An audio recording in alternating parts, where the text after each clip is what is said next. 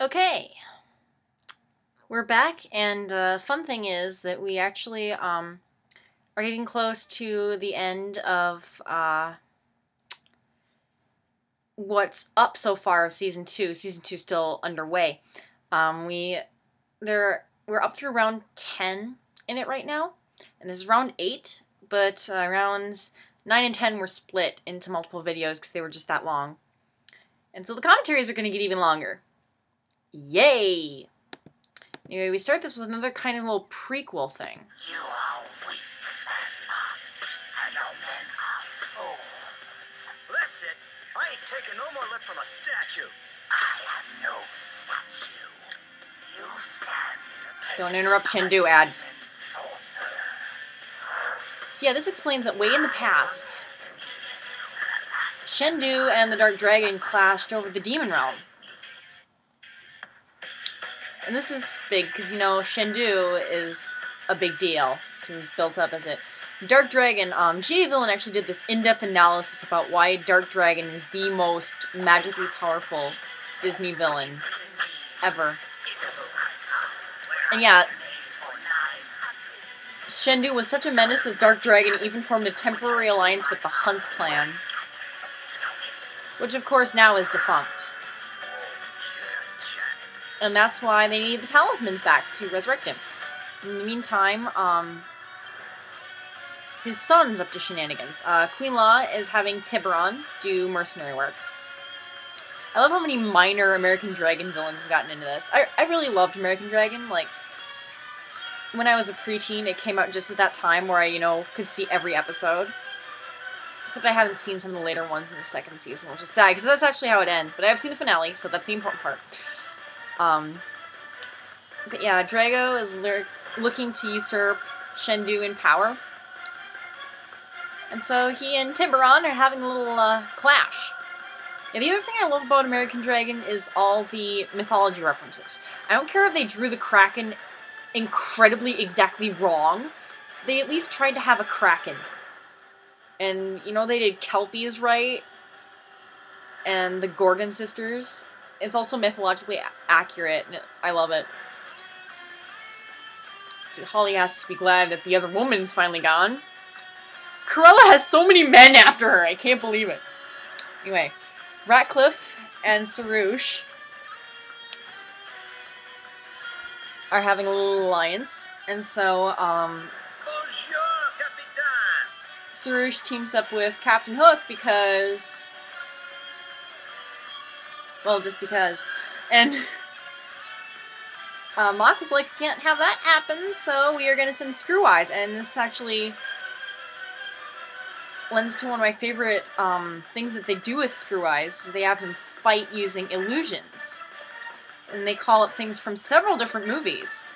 They could call up a crocodile, but Hook has beaten Cetus and been through the live-action realm, so that doesn't faze him. But then we have the clown from the Brave Little Toaster, which is pretty much the most Brave Little Toaster footage we're ever gonna get, because it doesn't have a real villain. And, like, I love Brave Little Toaster, and so does Winman.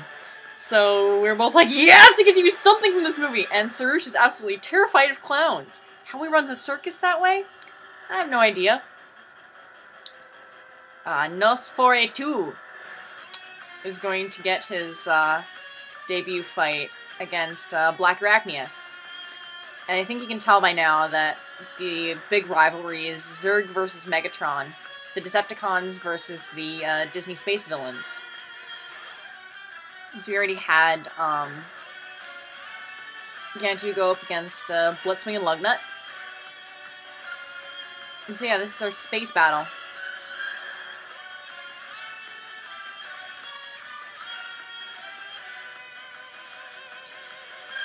And now at the end here, Nos will rip out Black Arachnia's circuit board.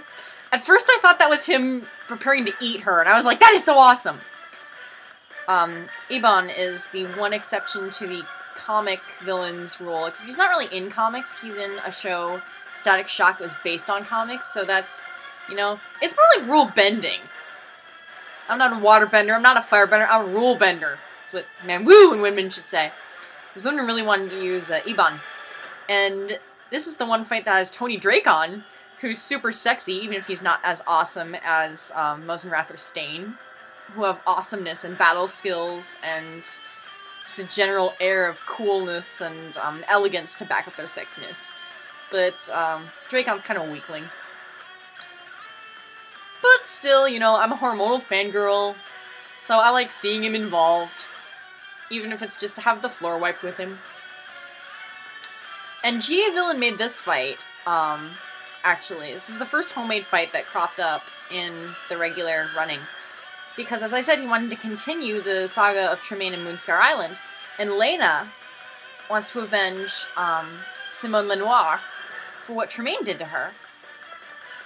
But Tremaine has all the powers of the universe at her disposal, so she's going to call in Soot and I from Aladdin the Animated Series. The other hallmark that GA made this is it's an obscure Aladdin villain, and GA knows, like, all of those. So this is, like, the fight that's really obvious GA made, and that's why it's going to be the only one I'm going to remember to credit.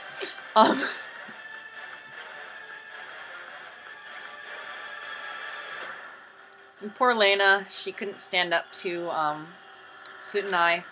And Tremaine was done with him, so she dismissed him. Yeah, the Gangrene Gang never paid back their debt to Hades, so he sends the Weird Sisters to collect. Fun thing, this was originally supposed to be Dr. Facilier versus the Gangrene Gang. I won a guessing game once and asked for it as a preview fight, and then it was deleted, and I was like, I got to see the deleted fight that never took place! And then it got published publicly, so I'm like, okay, yeah, I guess everyone did deserve to see this. But it was cool for the 2 seconds that I got to see footage, content that no one else did. But yeah, Weird Sisters take away the gang's powers.